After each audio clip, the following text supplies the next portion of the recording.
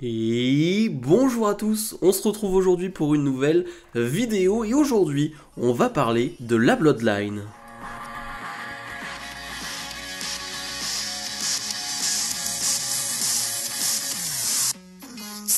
Alors, pourquoi parler de la Bloodline aujourd'hui? Eh bien pour plusieurs raisons. Alors depuis plusieurs semaines, bon ça dure déjà depuis des mois mais j'ai envie de dire depuis plusieurs semaines et surtout bien...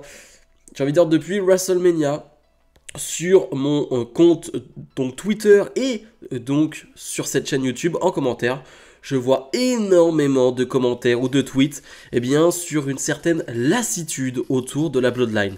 Et du coup, je voulais voir à quel point c'était le cas. Je voulais voir à quel point c'était réel. Du coup, hier, sur Twitter, j'ai demandé tout simplement, j'ai posé une question et êtes-vous lassé de la Bloodline? Alors, j'ai pas très bien fait mon boulot, j'ai pas fait de sondage, donc vous n'aurez pas réellement de pourcentage.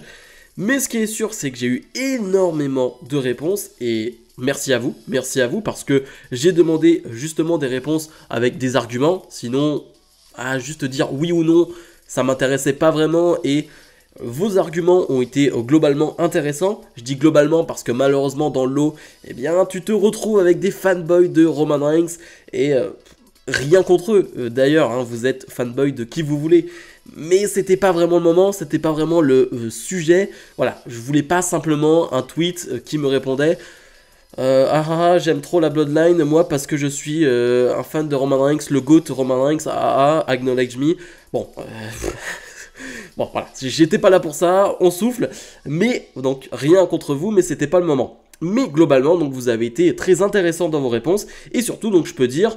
J'essaie de calculer environ dans les centaines de réponses que j'ai eues. On est, on va dire, sur un pourcentage qui ne va pas être très précis, mais de 70% de personnes qui sont plutôt lassées par la Bloodline. Et je peux vous comprendre parce que je le dis maintenant depuis plusieurs semaines. Il y a certaines choses qui ne vont pas, il y a certaines choses qui n'évoluent pas, et il y a certaines choses qui ne vont pas dans le bon sens. Selon moi, bien évidemment, ce n'est que mon avis donc à ce niveau-là, mais je vais essayer de reprendre donc vos arguments petit à petit, et donc pour en faire cette vidéo, et on va espérer bien évidemment pour ceux qui sont lassés de la Bloodline, que ça ira mieux dans les prochaines semaines. Alors, dans les éléments et les arguments qui reviennent le plus, sur finalement pourquoi vous êtes lassé de la Bloodline, on a bien évidemment le problème des fins de match. Des fins de match et des interventions, ça c'est un élément qui revient assez souvent dans vos arguments et je le comprends, c'est un de mes problèmes.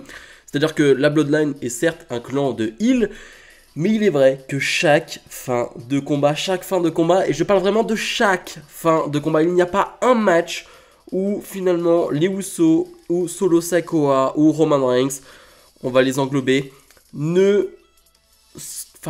ne se terminent pas de la même manière. Soit par un arbitre qui se fait mettre au sol, soit par une intervention donc de Solo Sikoa qui va distraire quelqu'un. Bref, il y a toujours quelque chose de la même manière et... Certes, encore une fois, ce sont des heals, donc j'ai aucun problème avec ça sur le papier. Maintenant, quand c'est chaque semaine, et que chaque semaine, finalement, les Usos et donc la Bloodline sont un peu les main events de Raw et SmackDown. Alors, pas vraiment, on va dire, tout le temps, mais quasiment tout le temps. Et donc, quand tu les as quasiment tout le temps main event, et tu sais qu'à chaque fois, ça va se terminer de la même manière avec soit une intervention. Alors, on avait donc Sami Zayn face à Solo Sikoa, Kevin Owens face à Solo Sikoa, j'en sais rien, mais on sait comment ça va se terminer. C'est toujours de la même manière. Et ça, c'est agaçant. Donc ça, c'est vraiment un problème qu'on retrouve très très souvent et que vous avez vraiment bien noté. Dans les problèmes, moi, que je retiens, que vous n'avez pas forcément mis, c'est le manque d'évolution sur les dernières semaines. Je trouve que c'est plat. C'est le calme plat. On fait du surplace depuis quelques semaines en termes d'évolution de personnages, en termes d'évolution dans la Bloodline. C'est-à-dire qu'on avait un Jey Uso qui, finalement, s'était retourné contre la Bloodline. Alors il avait quitté la Bloodline, il est revenu parce qu'il fallait aider son frère et donc il le dit, voilà, la Bloodline, je reviens pour aider mon frère parce que c'est mon sang. Mais on n'a toujours pas eu d'explication de Jey Uso, Roman Reigns. Finalement, à WrestleMania, Jey Uso, bah, peut-être sans le vouloir, mais il est venu quand même aider Roman Reigns quand tout le monde est un peu intervenu, donc avec Zayn, Owens, les Uso. Bah, il est quand même venu aider Roman Reigns, donc il était quand même présent. Et ça n'avance pas. Et c'est quand même l'un des points principaux, finalement, cette tension entre Jey et Roman Reigns. J'imagine que là, sur cette semaine, peut-être du côté de SmackDown, on en saura plus. Et j'ai envie de dire, tant mieux, il était temps. Mais là, actuellement, ça fait du surplace. Et j'ai pas l'impression qu'il y a un personnage qui est avancé. Alors, possiblement le personnage de Solo Sikoa, mais j'ai presque envie de dire, c'est le catcheur Solo Sikoa qui a été plus avancé ces derniers temps, qui est vraiment beaucoup mis en avant, peut-être même trop. Je trouve quand même qu'il catch quasiment tous les soirs Raw, SmackDown, il a toujours un match, et certes Solo Sikoa est un bon catcheur, mais le revoir encore une fois face au même catcheur quasiment chaque semaine, c'est pas intéressant, c'est pas hyper intéressant. La qualité sera présente, donc forcément tu vas pas bâiller devant le combat, mais ça peut être lassant sur la durée, et en tout cas moi je ressens cette lassitude sur cela. Et donc, ça c'est globalement vos, on va dire, vos griefs contre la Bloodline. L'un des griefs que je retiens aussi, qui est, j'ai envie de dire, mon plus gros grief, mon plus gros problème avec la Bloodline. Et encore une fois, quand je dis qu'on a une certaine lassitude, c'est parce qu'ils ont tellement été au top, ils ont tellement été parfaits, que bah, c'était le problème. Et on l'a dit après WrestleMania. Après WrestleMania, tu ne pouvais que descendre. Parce que jusqu'à WrestleMania, tu es sur du 10 sur 10. Et là, si tu es sur du 8,5, sur du 8, ça reste très bon.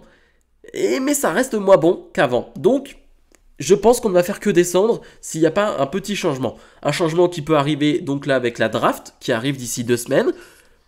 Est-ce que ça va changer quelque chose ?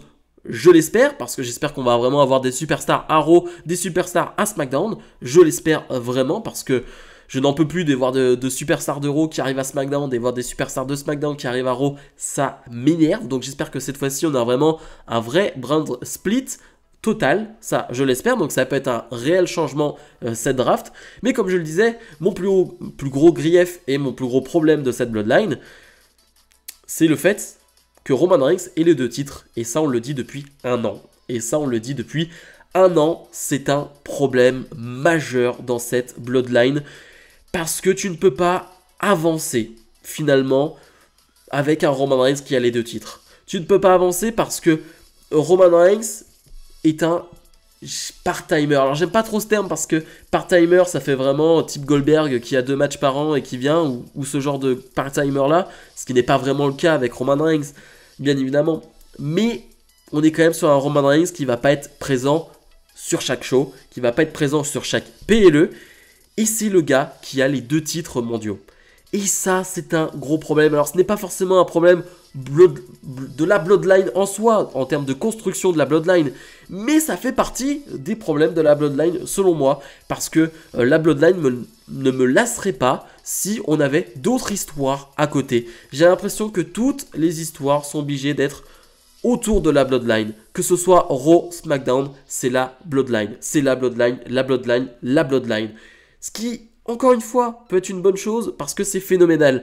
Mais sur la durée, eh ben forcément, tu te lasses parce qu'on revoit les mêmes choses, parce qu'on revoit les mêmes matchs. Si par exemple, Roman Reigns était simplement champion WWE et pas Universal, et je ne sais pas, un Cody Rhodes était champion à Raw, eh ben on aurait d'autres histoires autour de la ceinture de champion à Raw.